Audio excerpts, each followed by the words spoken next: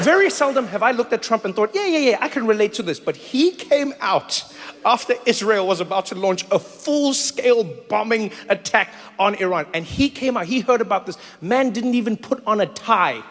Came out of the White House half-dressed, ran straight into reporters, and he went into it. He was like, I heard about what Iran is doing and what Israel is doing. And let me tell you, I'm angry at Iran, but I'm more angry at Israel.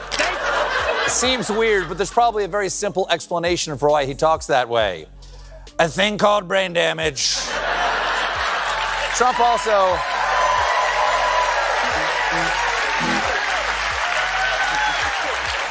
Trump also opened up about his personal struggles. Some people say, sir, how do you get out of bed in the morning? It's a war. No, it's true. Getting out of bed is a war. First fight is rolling over.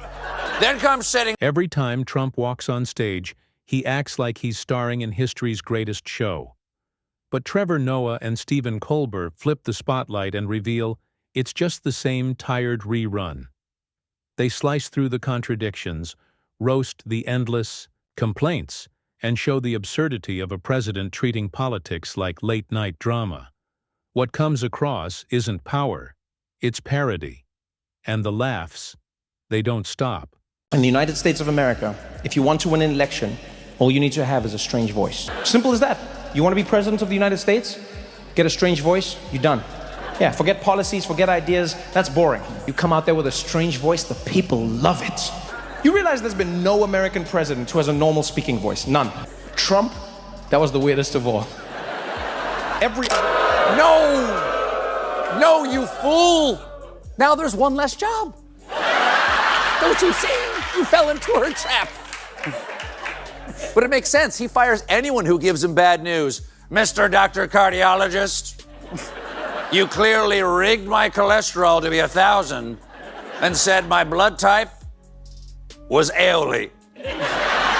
You're fired, happen or no, it's honey. Before we dive in, don't forget to hit subscribe and ring that bell. Trevor Noah and Stephen Colbert never pull punches when they aim at Trump. They cut straight through the bluster and bravado, turning his carnival act into a goldmine of comedy. Trump sells himself as the ultimate tough guy. But in their hands, he looks like someone who mistook the White House for a hotel lobby. The only difference? When things go bad, he can't slap a bankrupt sign on the door and bail. Otherwise, the Oval Office would already have a giant Chapter 11 plaque nailed above it.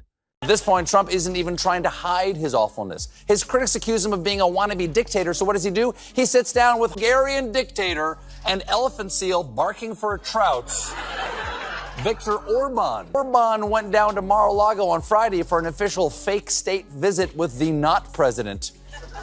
Orban's a bad guy. In the last decade, he has... Trevor zeroes in on the madness of Trump's persona. A man who tries to look powerful while rage-tweeting at 3 a.m. like a teenager with Wi-Fi.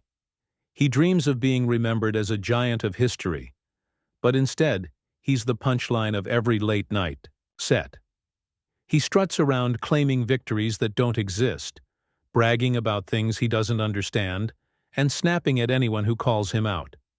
Behind the slogans is no leader, just a man desperate to protect a brand, not build a legacy. I feel like Trump would be exactly the same even if he spoke Arabic. It would be like the same thing. He'd be like,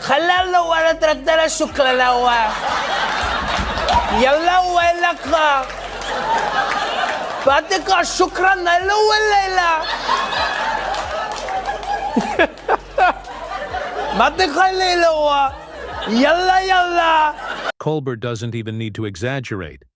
He just lays out Trump's contradictions and lets them implode. The genius who can't finish a sentence. By the time Burr's The roast man of circles back to stamina Trump's who legacy, looks winded the picture walking is crystal across a clear. room. Every failure The repackaged as a deal win, maker and every who blunder negotiates blamed on himself whoever into standing closest to corners Trump's no aid presidency can spin is the him kind out of of. comedy that writes Every itself. brag is a If the setup. script were- Every contradiction. The punchline. I'm not saying that Trump doesn't care about his followers, but Trump is saying it. And by the way, isn't that breeze nice? Do you feel the breeze? Because I don't want anybody going on me. We need every voter. I don't care about you. I just want your vote. I don't care. See, now the press will take that and they'll say he said a horrible thing.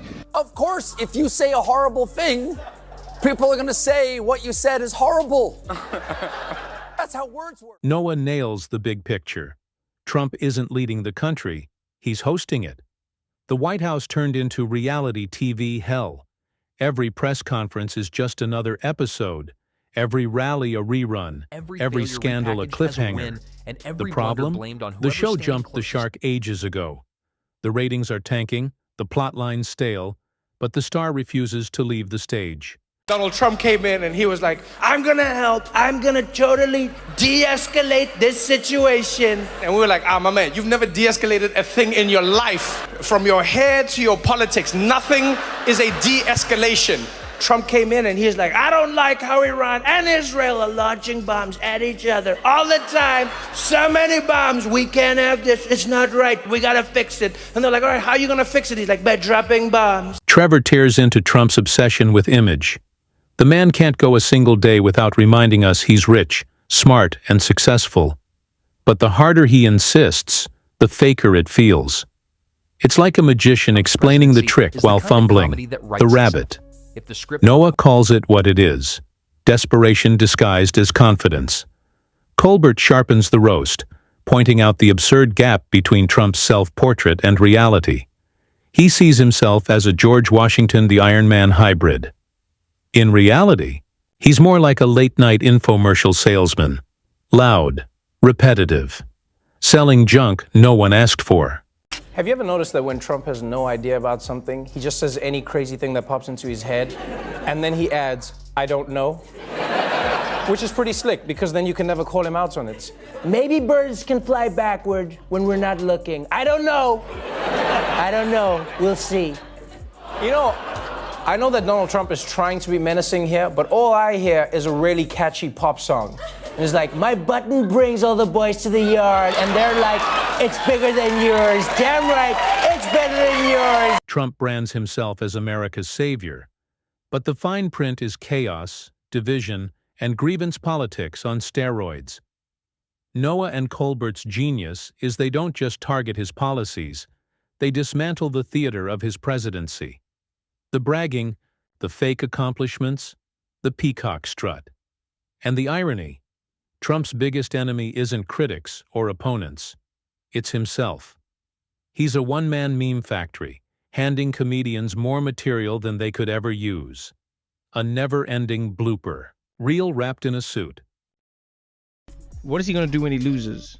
Yeah, people act like it's gonna. I'm being for yes, real about this, by the way. Trev, Like, I think people take for granted that guy thinks everything is a conspiracy. Trev, you're smarter than me. Please explain this to people, because I've been trying to tell people this. It's not going to be a peaceful transfer of power. I don't think it's going to be a transfer of power at all. I don't think he's going anywhere. I don't think Donald Trump does anything normally. I wouldn't be shocked if he just goes like, I'm not leaving the White House. I'm not leaving. I could see him just being like, I'm not leaving. There were fake votes. 3 million fake Mexicans voted. I'm not leaving. And then you know what's weird about America is America has all these rules where you guys have just agreed to things, but it's not like written down properly.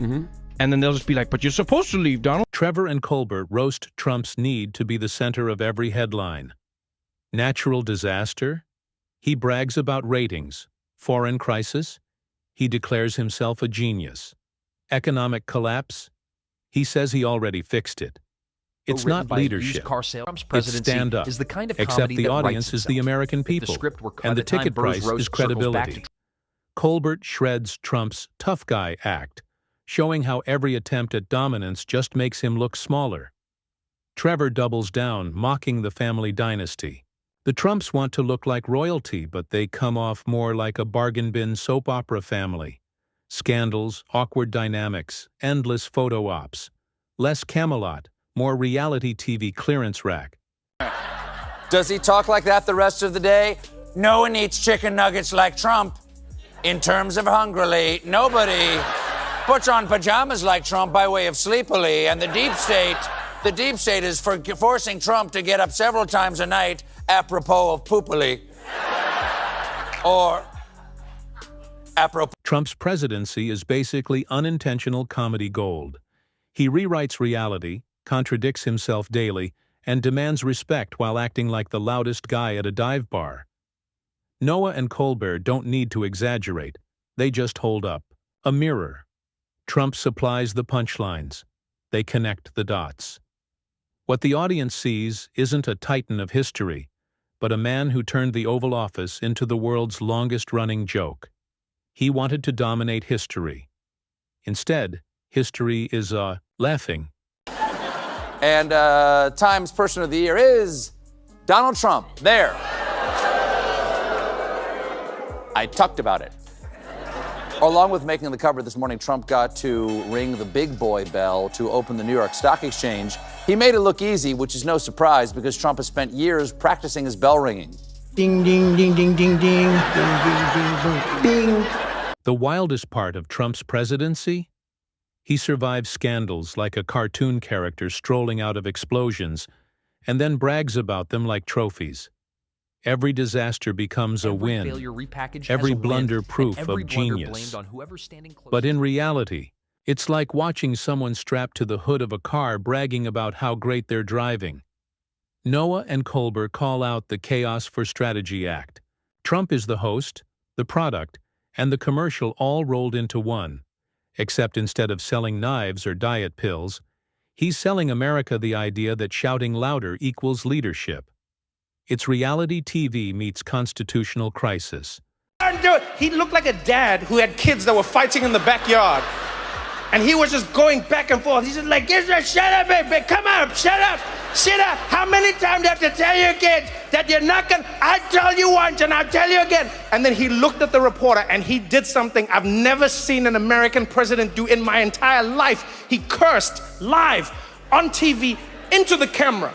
Looked at the camera and he was like, they were like, what do you think, Mr. He's like, I'll tell you what this is. You've got two countries that have been fighting so long, they don't know what the they're doing. Colbert nails the theatrics, the hand gestures, the dramatic pauses, the over-the-top exits. Together, he and Trevor reduce Trump's rallies to what they are: bad stand-up sets where the comedian doesn't realize he's the joke. And then, there's the obsession with crowd size. No other politician has ever turned attendance into a personality trait, but Trump treats it like divine proof. 5 people show up. He calls it 5 million. Empty seats? Fake news cameras? Trevor cracks it wide open.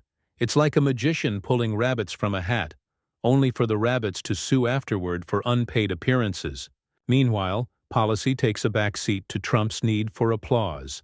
Cabinet meetings turn into fan clubs, foreign policy into therapy sessions, and press briefings into ego showcases. Colbert lands the knockout line. Trump isn't governing. He's auditioning for history. Donald Trump has one of the most twisted minds I've ever come across. Because not only does he think Eric Holder unethically protected Obama, he thinks it's the one good thing that Holder did.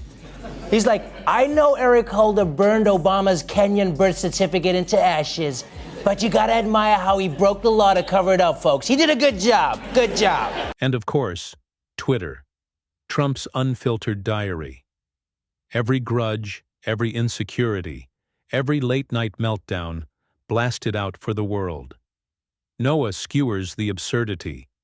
The leader of the free world bragging about TV ratings at 3 a.m., or bickering with random critics like he's in high school student council. Colbert hammers the irony. Trump ranted about fake news while producing more fake news than anyone, 280 characters at a time. But the sharpest roast comes when they strip away the show and reveal the hollow center. Trump wasn't building a legacy. He was selling a brand. The wall he really built wasn't on the border. It was between truth and his supporters' ability to see it. That's why the comedy cuts so deep. They aren't just mocking his words. They're exposing the fragile scaffolding propping up his entire persona.